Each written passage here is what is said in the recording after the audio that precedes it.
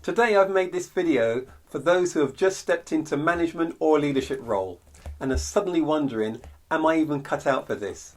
Or maybe you're feeling the pressure and second guessing yourself, or even thinking, what if I fail? If this sounds familiar, you're not alone. Most new managers and leaders face these 5 concerns I'm about to go through, and I promise you, you can overcome them. So what are they? Number 1 is confidence in decision making. You see, you're suddenly responsible for key choices, and that little voice in your head keeps asking, what if I get it wrong? Here's the truth, you will make mistakes. Every leader does. But great leaders don't aim for perfection, they aim for progress. The key is to make informed decisions and own them, and adapt when needed. Your team isn't expecting perfection, they're expecting direction. So the faster you embrace that, the faster you'll grow as a leader. Number 2 is managing and leading people effectively. Now, maybe you were a top performer in your old role and now you're managing people who were once your peers. It can feel awkward. I know, I've been there. Suddenly, you're not just responsible for your own work, you're responsible for their success too.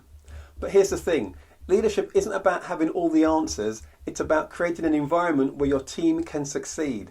So instead of trying to prove yourself, focus on supporting them, and by that I mean listen, learn and lead with empathy. Because when your team wins, you win too. Number 3 is effective communication. Now, let me tell you, this will make or break your leadership. You need to be clear, direct and approachable. Your team should never have to second guess what you expect from them. And when challenges arise, and they will, it will be your ability to handle tough conversations with honesty and respect that will define your credibility. So here's a simple rule you can use. First, listen more than you speak.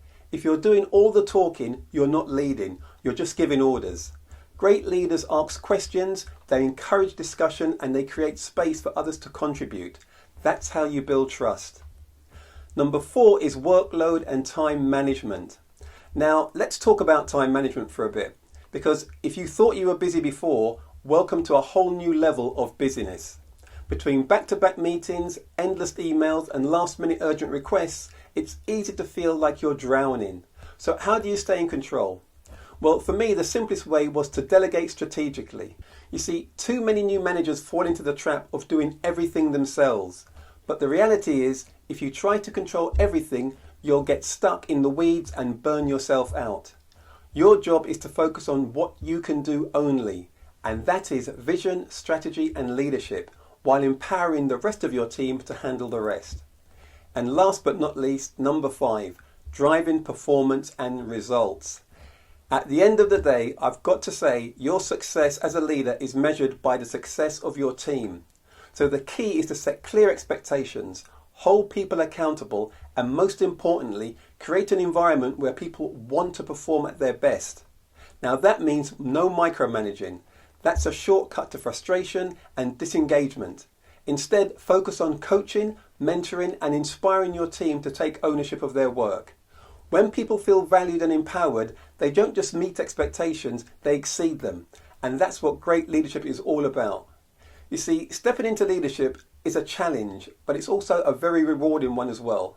And remember, with leadership, you don't have to do it alone. So tell me, what's been your biggest challenge as a leader? Drop me a line in the comments below so others can learn from your success and we can help each other grow in their leadership journey. And if you like videos like this, like and subscribe, and I'll see you in the next one.